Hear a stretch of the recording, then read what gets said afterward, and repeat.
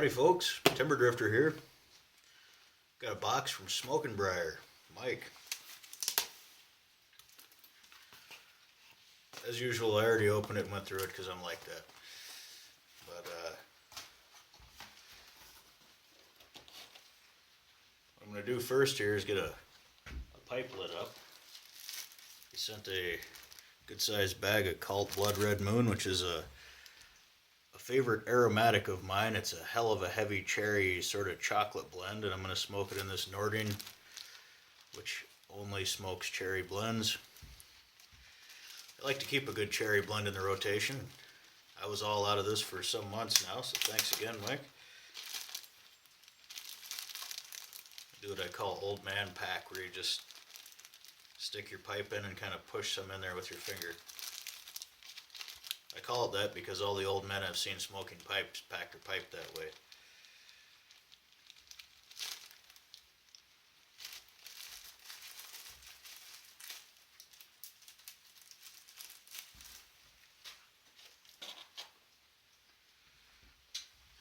Also in the box, pipe cleaners, 56 of them to be exact, which is a strange number, and a check tool, which is pretty neat because I haven't had a check tool for years.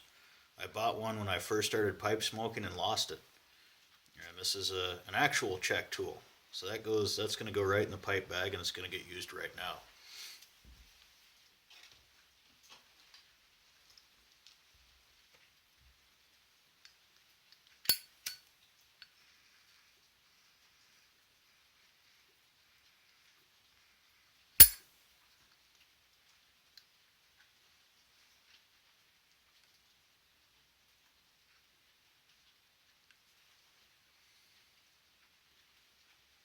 That's nice. It's a nice cherry blend. It's like smoking candy.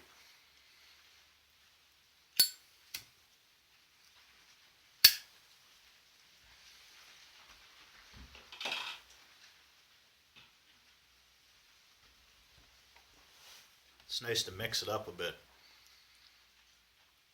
Go from a few days of smoking a heavy Latakia blend and then some Virginias and then cherry blend. Plus everybody loves the smell of this. And it actually tastes good. For me, it never gets harsh. Some cherry blends do.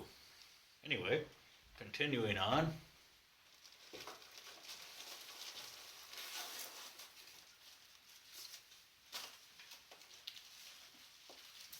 Now I'll tell you that my mail comes to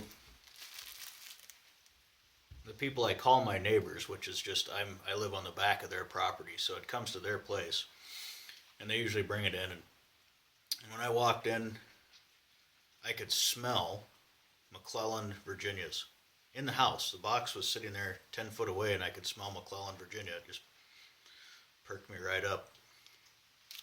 So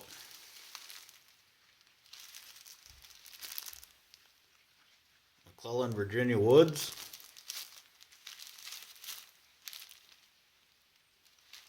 Boswell Northwoods. I've never tried any of the Boswell's blends, and I haven't actually had the McClellan Virginia Woods either.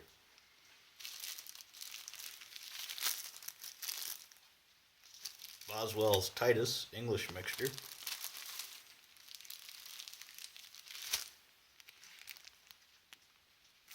McClellan Pebble Cut.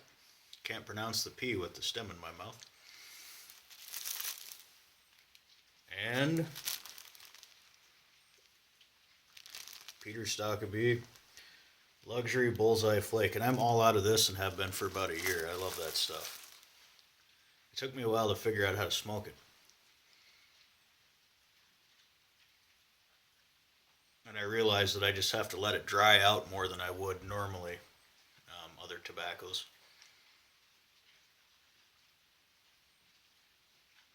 But it's an excellent taste. See, I'm puffing on this pretty hard, and it's still cool. No harshness. I know it's a trendy tobacco, but some trendy tobaccos are good.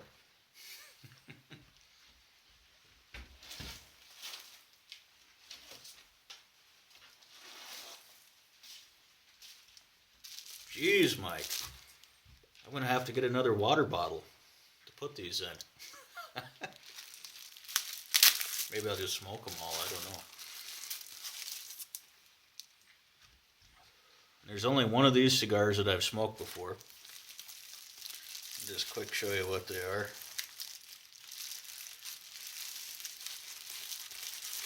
Oh, all right.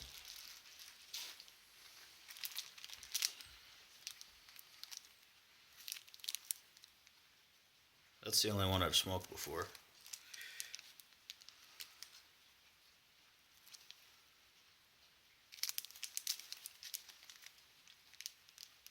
Cigars International. I like that shape.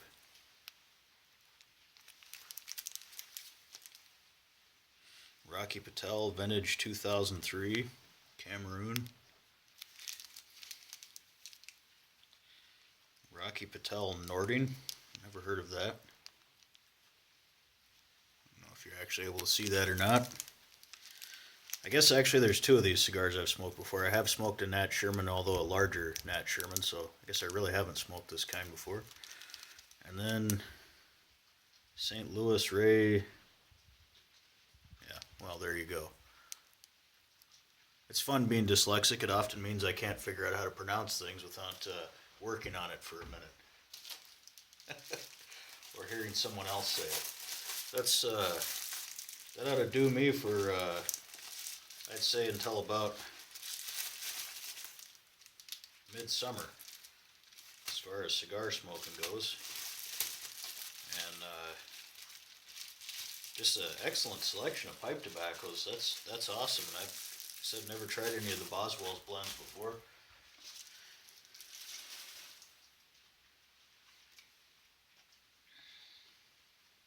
Little note here. He just says that he hopes I can enjoy some of these things in my travels or in my cabin. I'm actually in my cabin because it's alternately snowing and raining today. It's not very friendly weather. That's the view to the south, and it's kind of halfway snowing, halfway raining right now.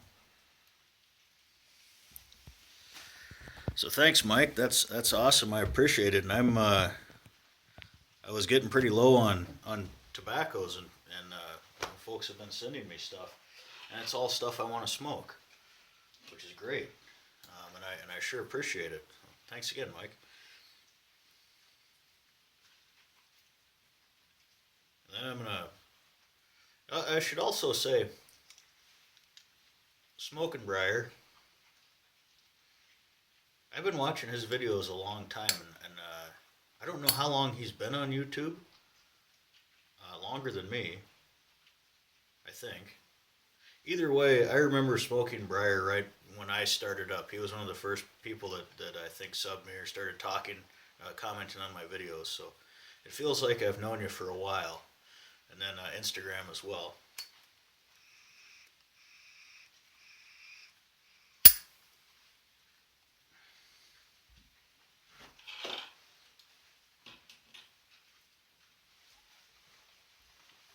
So I'm going to talk about something else here too, briefly. Mike, you'll find this interesting too. I've avoided gun stuff on my channel before, and you could definitely say that I used to be a gun nut. I've grown out of it a bit. I've had lots of firearms, all kinds of firearms, and I really just have a handful now, and they're almost all for, well, they pretty much all are for foraging, for hunting. And I primarily hunt small game and birds. So the other thing is, ammunition is expensive, firearms are expensive, and I just don't have the kind of money to put out for that hobby anymore, and don't really plan to. But I still like firearms. And my one firearm I have that's for nothing but pleasure, it's the only one I've got left, is a .38 caliber revolver. That's a a copy of the original Colt Peacemaker, they called it.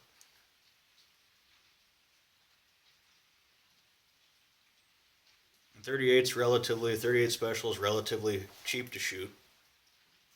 The gun is unloaded. You can see light through there.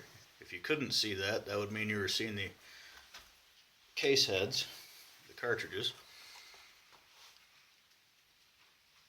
But I've had some difficulty finding a holster that works for me, or making one, and also finding ammunition that works for this gun because it doesn't have adjustable sights. So it's necessary to find or load something that shoots to point of aim. And I had bought a bunch of ammo last fall and didn't get around to doing much shooting, and I've been playing with it a little bit this spring when it's not snowing. And I found a load that works for it, and it's one of the cheapest loads there is, and it's also, or it's one of the cheapest 38 special ammunitions in my area.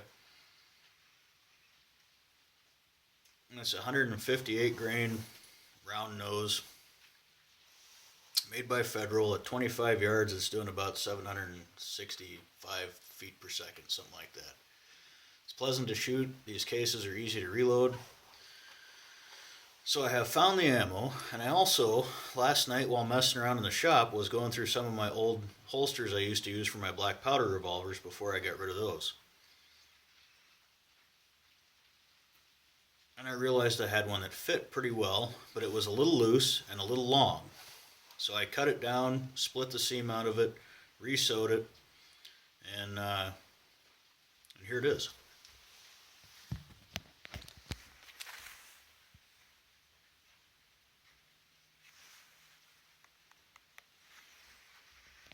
I put that rivet at the end of the seam to not only clamp my stitches, but also just make it extra durable. And I like a cross-draw holster, and I'll tell you why quickly. I can get to it with either hand, and that's important to me because some years ago I had Lyme's disease, and it affected my mind and the way my brain works. And the brain's an amazing thing. It has the ability to recover from a lot of stuff. But I have a situation now where I am no longer right or left-handed or right or left-eye dominant. It changes from day to day. So one day I might shoot great groups or just shoot very accurately with my left hand and my left eye, and the next day, or a couple, usually it's a few days, it's the other way. So it's nice to have a holster that I can get to with either hand easily.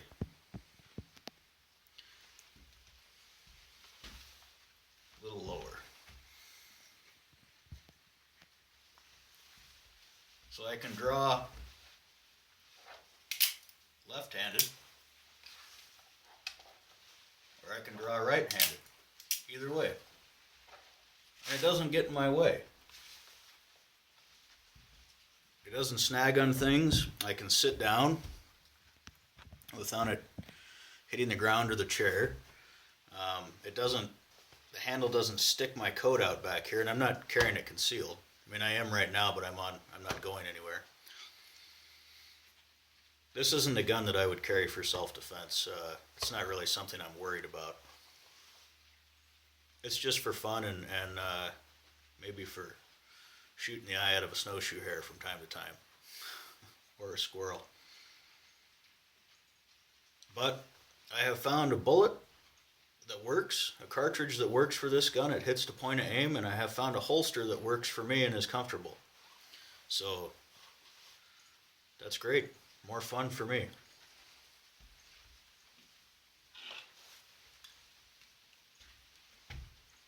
But I was thinking, I have some ideas for videos and things I want to pursue this year, as long as my phone and laptop don't break like they did last year.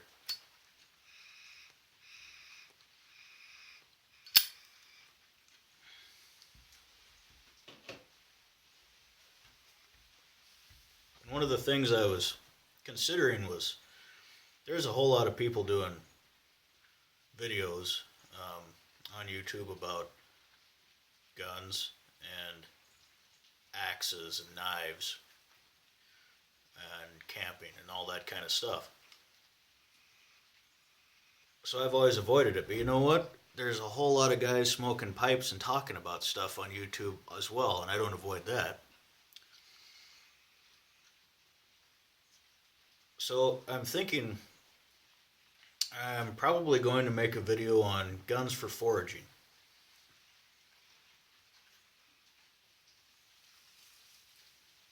Nothing exciting. There won't be anything semi-automatic or bright and shiny or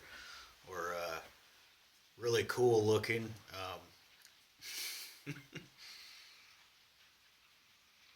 More the idea of a gun as a tool rather than.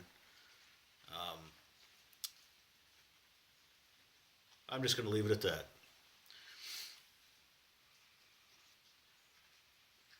And I'll probably talk about several different types of firearms and my experience with them, not just my opinion. Because foraging is something I actually do, and certainly last winter, any wild meat I could get was appreciated. And I thought I'd talk about axes a little bit and talk about knives a little bit, which I've done anyway, but more specific. So it's just some ideas of some things to come. And thanks, Mike, and thanks anybody that sent me anything. You guys know who you are. I've sure appreciated it. So take care.